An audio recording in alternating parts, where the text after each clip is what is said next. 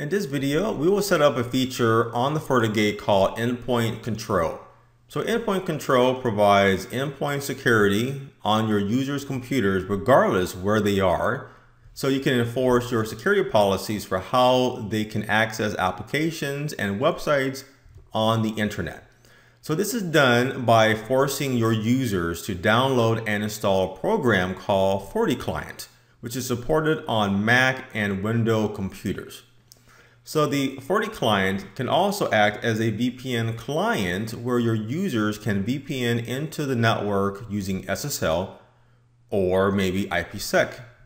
Plus, the FortiClient program acts as an antivirus program that can provide real-time virus scanning and detection on the computer. The antivirus database would be basically updated automatically from the FortiGate firewall itself, which will provide new virus signatures to the clients. Now, this of course depends that you have the latest signatures themselves downloaded on the FortiGate at a regular interval. So this feature can provide additional security to your environment by pushing down more of the security enforcement directly to the endpoint, even if they are remote. And that is what we will do. So in this video, we will enable endpoint control for any device that is connected off of our internal network, our LAN. And this will only work for Windows and Mac systems. Therefore, if we have Linux systems that are connected, then we would need to have another policy in place that wouldn't enforce endpoint control. If the users with a Windows or a Mac system, if they want to access the internet, they must install the FortiClient program on the computer, and it must be registered with our FortiGate. The registration process is important because it will apply the endpoint control profile that we will set up, specifying what access they can have for application control, web filtering, the VPN profiles available, to even antivirus inspection on the computers. Now, the first thing that we need to do, like in any other video, we need to enable the endpoint control feature on our firewall. And that's here under security features. And here we're going to turn on endpoint control and apply our changes. For the next step, let's go to the interface page on our firewall. Okay, and here we will go to the internal interface. Let's edit that. Under administrative access, we need to enable FCT access, which stands for FortiClient access. And under device management, we need to enable detect and identify devices. And let's also turn on broadcast discovery messages. And let's say OK to make our changes. Next, let's go to user and device. And then from there, let's go to FortiClient profiles, which will only be available when we turn on the endpoint control feature. This will be the profile that will be applied to the user's FortiClient program once they register. So we can enable real-time virus inspection, application control, web filtering, and specify what security profile would be used. Remember, we created different profiles for staff users and our contractor users. We can also enable VPN profiles and define the details of the VPN for connecting into our environment remotely. We can enable the security aspects in this profile for Windows and Mac systems, including Apple and Android devices, which both will have limited options for what we can enable on those devices. So we will use this default profile, which is selected. We can always add other profiles, but we will use the default for this particular video.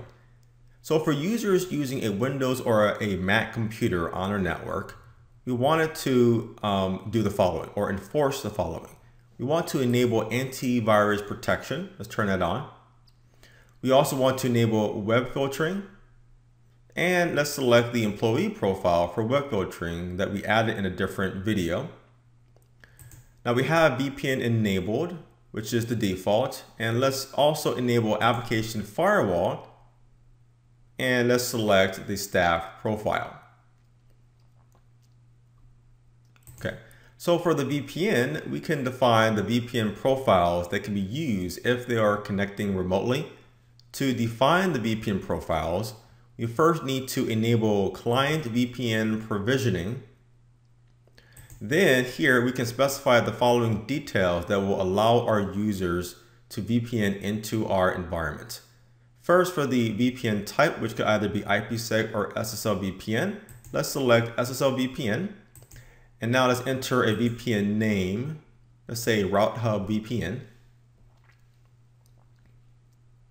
Okay, next for the remote gateway, we'll go ahead and enter the WAN IP address of our firewall.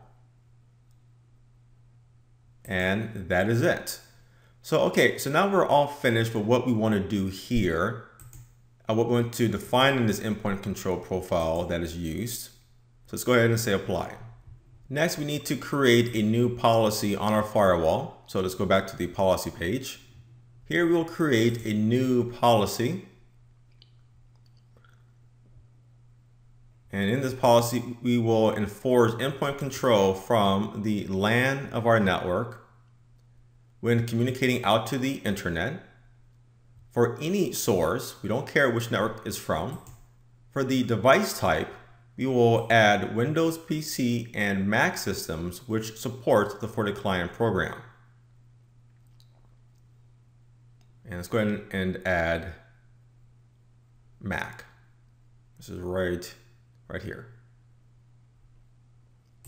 Okay, and communicating with any destination on the internet. That is usually pretty common.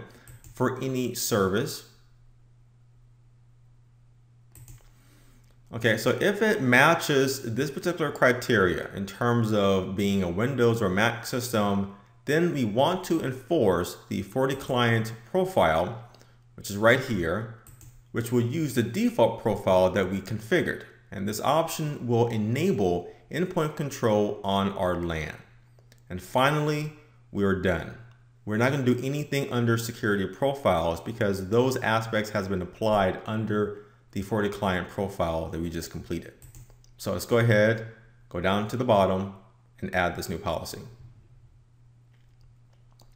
Also keep in mind that if you have Linux computers, then you will create another similar policy that will include Linux and other type of operating systems that would not be FortiClient enabled.